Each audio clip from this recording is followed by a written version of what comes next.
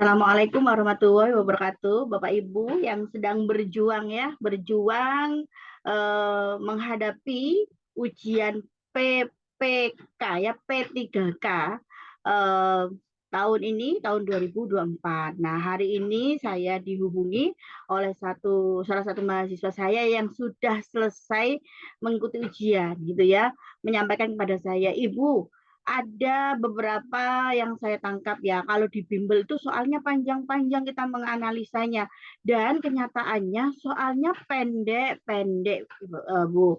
Soalnya pendek. Jadi hari ini ujian soalnya pendek, kemudian soalnya itu berkaitan dengan kasus pembelajaran yang berorientasi pada siswa, berkaitan dengan tindakan-tindakan apa yang harus dilakukan oleh gurunya. Nah, gitu. Kemudian alhamdulillah um, hari ini mahasiswa tersebut dapat poin yang sangat besar ya. Nah, saya juga senang nih sebagai pendamping bimbingan belajarnya sampai mendapatkan nilai yang besar ya. Jadi hari ini saya akan membuat FR-nya 10 soal ya yang hampir-hampir mirip ya gitu ya untuk ujian P3K. Jadi teman-teman yang sudah mau ujian P3K besok gitu ya. Kalau sekarang tanggal 4 ini 4 Desember, mungkin Bapak Ibu ada yang ujian besok. Nah, ujian besok tanggal 5, 6, 7 gitu ya. Bisa bergabung di YouTube saya ya. Kita bisa belajar bersama. Baik, saya akan bahas 10 soal ya. 10 soal yang keluar gitu ya.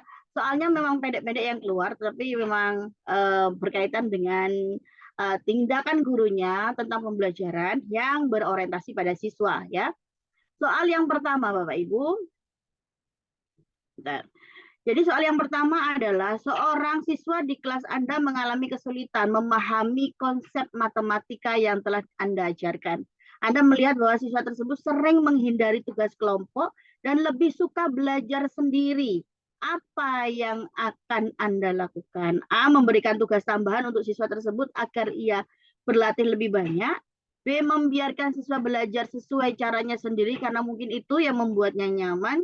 C. Menghubungi orang tua siswa untuk meminta dukungan belajar di rumah. D. Mendekati siswa secara personal untuk memahami kendala dan memberikan bantuan yang sesuai. Kemudian E. Menugaskan teman sekelas untuk membantu siswa tersebut belajar dalam kelompok. Oke, baik. Bapak Ibu, jika ada soal semacam ini, Bapak Ibu pastikan mencari apa permasalahan, kendalanya, kemudian carilah solusinya, gitu ya.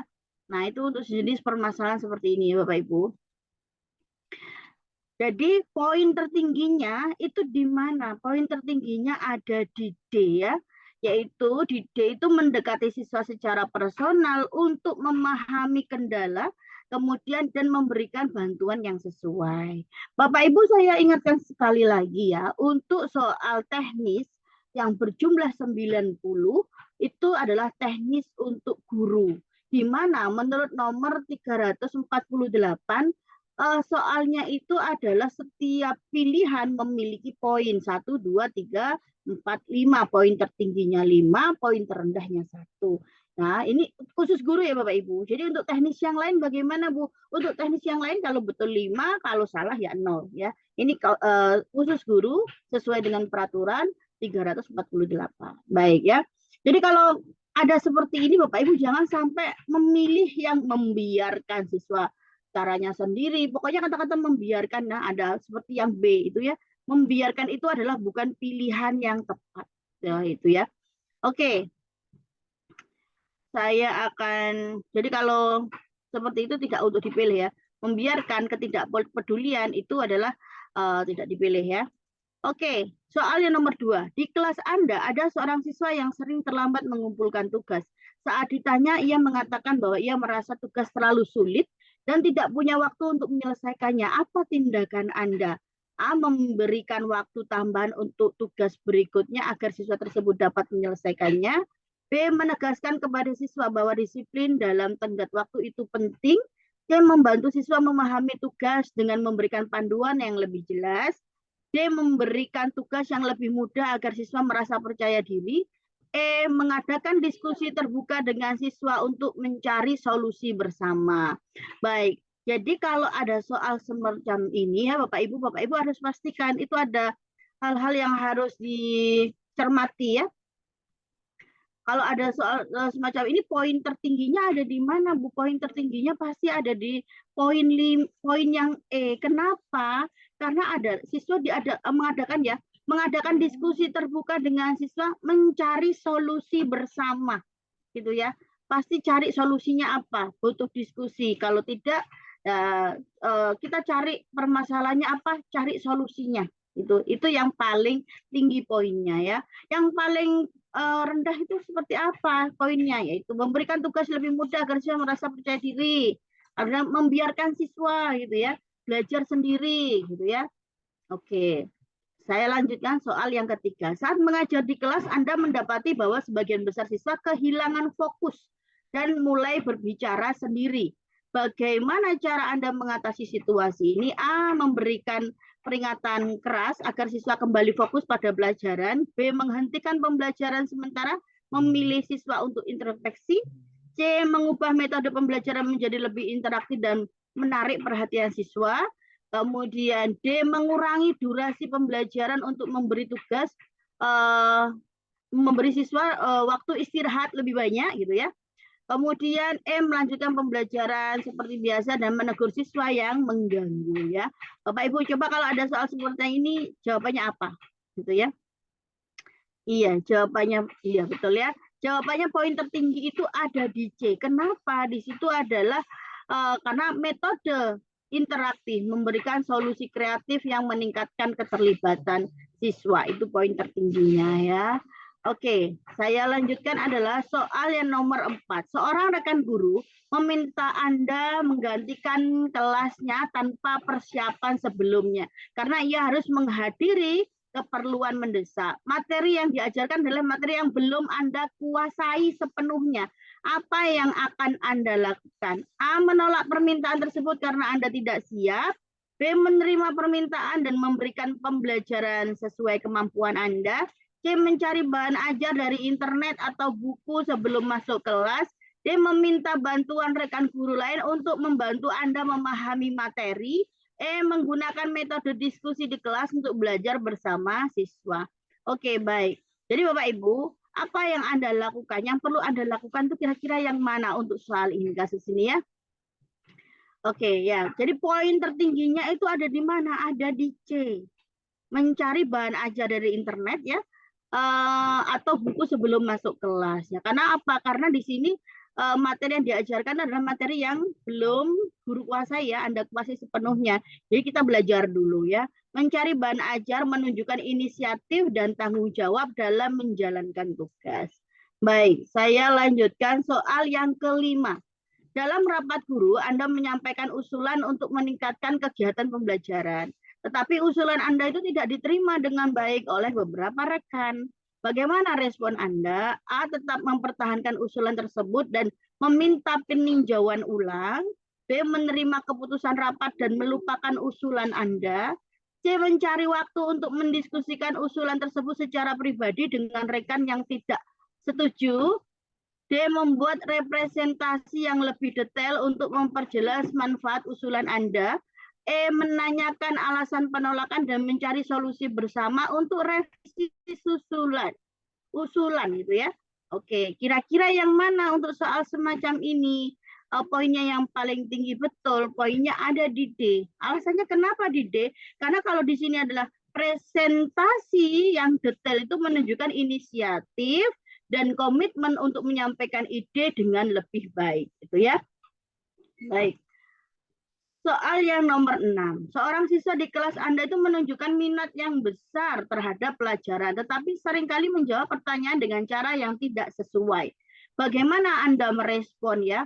A. Menegur siswa tersebut agar lebih fokus menjawab pertanyaan dengan benar. B. Memberikan pujian atas keberanian siswa menjawab meskipun jawabannya salah.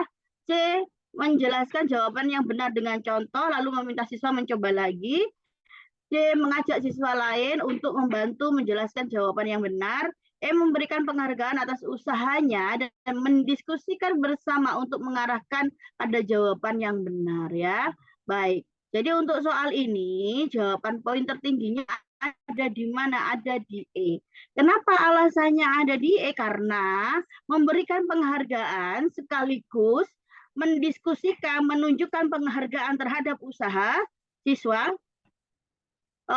terhadap usaha siswa sekaligus membantu pemahaman konsep, ya.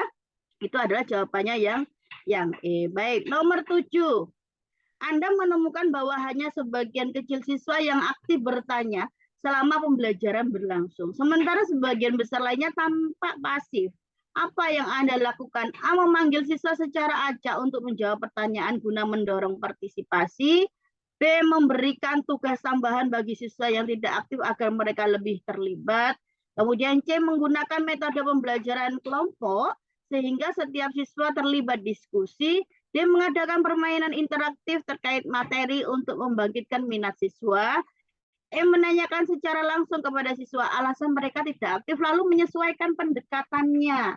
Oke, baik Bapak Ibu. Bapak Ibu, jawabannya yang paling benar yang mana? Poin tertingginya? Iya, poin tertingginya itu ada yang di D. Kenapa? Karena mengadakan permainan interaktif. Nah, permainan interaktif ini menciptakan suasana belajar yang menyenangkan dan mendorong partisipasi. Oke, baik. Ya. Soal yang ke-8 ya. Seorang siswa di kelas Anda selalu tampak tidak termotivasi untuk mengikuti pelajaran. Setelah berbicara dengannya, Anda mengetahui bahwa ia merasa pelajaran terlalu sulit. Apa tindakan Anda? A. Memberikan perhatian lebih kepada siswa tersebut selama pembelajaran. B. Membuat rencana pembelajaran individual untuk siswa tersebut. C. Memberikan motivasi kepada siswa agar tidak mudah menyerah. D. Mengajarkan materi dengan cara lebih sederhana dan mendekati minat siswa. E. Menghubungi orang tua siswa untuk meminta dukungan belajar di rumah. Baik. Untuk soal yang nomor 8 ini, kira-kira jawabannya yang mana Bapak Ibu?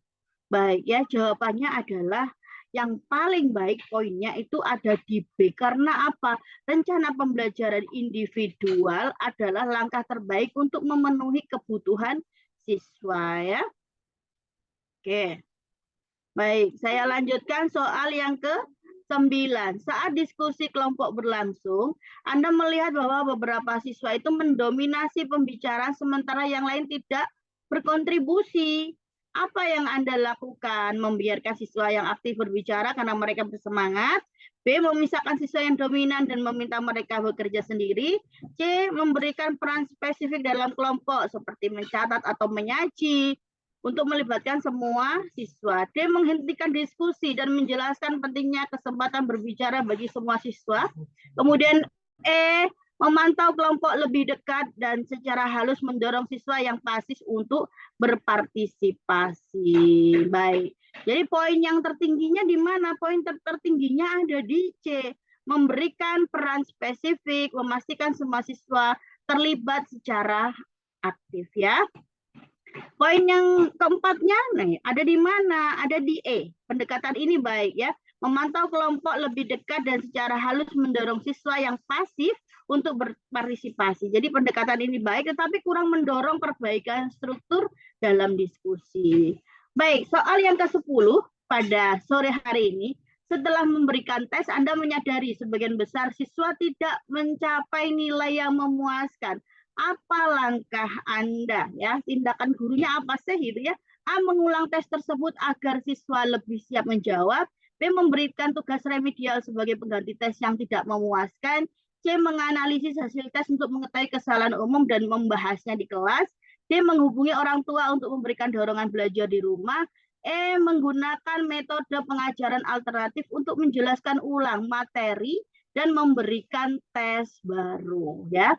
Bapak Ibu, itu adalah maka yang mana yang paling bagus poinnya? Poinnya paling besar itu ada di E, yaitu pendekatan ini berorientasi siswa karena mengatasi kendala belajar dengan strategi baru ya. Oke, poin yang keempat yang mana? Yang C. Karena apa? Di sana membahas kesalahan umum, meningkatkan pemahaman siswa secara langsung ya. Oke, baik. Jika teman-teman yaitu yang sudah subscribe YouTube saya, kemudian ingin, saya punya soal ingin dibahas gitu ya, silahkan saja, saya selalu mencantumkan nomor WA saya. Silakan saja kirim soalnya di ini ya WA saya gitu. Akan insya Allah kalau saya ada waktu akan saya ini ya Bapak Ibu akan saya bahas soalnya, itu ya. Kita ketemu lagi di pertemuan selanjutnya. Assalamualaikum warahmatullahi wabarakatuh.